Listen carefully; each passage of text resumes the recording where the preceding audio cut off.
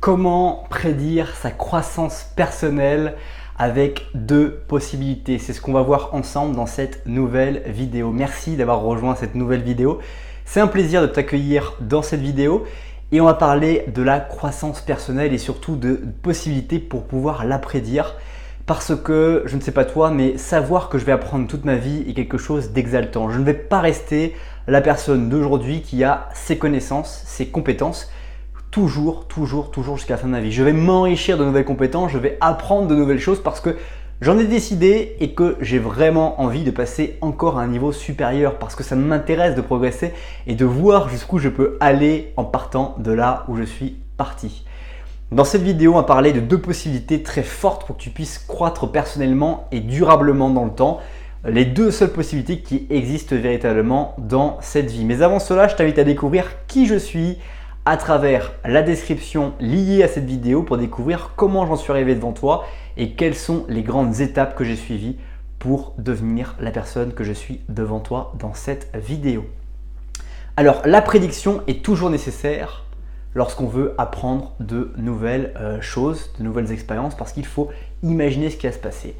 Et un problème qui existe dans l'humain, c'est qu'on généralise beaucoup trop vite des choses. Et donc, il faut faire attention à ce problème de généralisation qui va venir peut-être limiter notre croissance personnelle dans le sens où on va penser qu'on connaît tout. Voilà, en fait, ça peut être une astuce qu'on peut se dire, je connais tout, je connais. Quelqu'un commence à te parler, quelqu'un commence à te dire quelque chose et tu lui dis déjà, boum, je connais, et donc tu n'écoutes plus à partir du moment où tu connais, alors que peut-être que le mec qui te propose quelque chose, il connaît beaucoup plus de choses que toi tu ne connais et peut-être même qu'il connaît des choses que tu ne connais pas, mais le simple fait que tu te sois dit mentalement je connais a stoppé son raisonnement et a stoppé la possibilité de te transmettre une information. Donc il existe deux possibilités pour accroître sa croissance personnelle. La première possibilité, c'est de vivre de nouvelles expériences différentes de ce que tu as déjà vécu. C'est impossible de dire le contraire. C'est vraiment la première méthode la plus intéressante, c'est de vivre d'autres expériences. Donc l'inconnu en fait nous permet toujours deux apprentissages, vraiment ce qui nous permet des apprentissages différents, comme par exemple ça va être de lire un livre sur un sujet qui nous est complètement étranger. Ça peut être la mécanique d'une Ferrari, la mécanique d'une Formule 1. Ça peut être, je sais pas, la construction d'un mur, ça peut être la construction de sol, la pose d'une porte ou peut-être la réparation d'une lumière. Bref, apprendre et lire un sujet qu'on ne connaît pas, ça va vraiment te permettre de stimuler ton expérience de manière complètement différente. Deuxième technique dans ce fait de faire de nouvelles expériences, c'est de parler à des gens que tu évites. C'est un moyen de pouvoir vivre de nouvelles expériences parce que les gens avec qui tu n'as pas envie d'aller déjeuner, les gens avec qui tu n'as pas forcément envie d'aller prendre un verre, discuter, ces personnes-là, elles vont t'apprendre et vont te faire vivre une autre expérience positive ou négative, mais en tout cas te faire vivre d'autres expériences qui sont intéressantes et qui peuvent te permettre de croître personnellement. Enfin, troisième technique pour vraiment dans cette histoire de nouvel apprentissage, c'est de visiter une ville que tu ne connais pas parce que là du coup tu vas réduire ton champ de connaissances et tu vas accepter de ne pas connaître et donc de découvrir au fil de l'eau le nouveau endroit dans lequel tu te trouves, le temps que tu t'y trouves. Donc ce qui est intéressant aussi de retenir, c'est que quoi qu'il arrive, avant de parler de la deuxième possibilité pour croître personnellement, c'est que dès lors qu'on apprend dans un domaine, ça peut se transmettre à un autre domaine. Il y a des connexions, il y a des vases communicants entre deux domaines et deux domaines complètement des fois différents vont permettre d'inspirer l'autre parce que des principes d'un domaine vont pouvoir s'adapter alors que jamais personne n'y a pensé. Et c'est ça de mixer des compétences, de mixer des techniques parce qu'en travaillant des nouvelles compétences, tu vas pouvoir les assembler, permettre de faire évoluer tes expériences et tes compétences dans un domaine de prédilection tout en apprenant de nouvelles choses qui vont peut-être te servir également un jour à être renforcées par d'autres choses. Donc c'est absolument très riche et très intéressant de pouvoir travailler sur ce côté, on va dire, de développement personnel.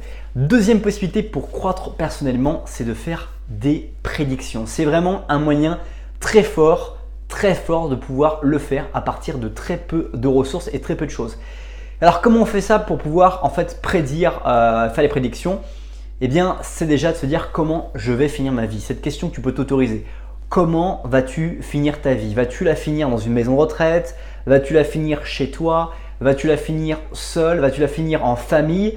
Bref, pose-toi déjà cette question. Et ensuite, si tu as vraiment le courage d'aller plus loin, demande à plusieurs personnes de ton entourage comment elles te voient, toi personnellement, dans 20 ans. Tu vas être absolument surpris de la réponse qu'elles vont t'apporter, te dire toi je te vois peut-être directeur, toi je te vois peut-être voilà, avec 10 appartements et qui a une liberté financière, toi je te vois avoir gagné beaucoup d'argent avec la bourse, toi je te vois avoir fait carrément autre chose de ta carrière, avoir pris une décision complètement différente, toi je te vois remarié. Bref, les gens vont te poser, ils vont te donner une vision de ce qu'ils voient de toi dans 20 ans qui est absolument extraordinaire. Et là, ce qui est intéressant de faire, c'est encore une fois, ça rejoint la vidéo que je t'ai fait récemment sur le fait en fait de percevoir la vérité.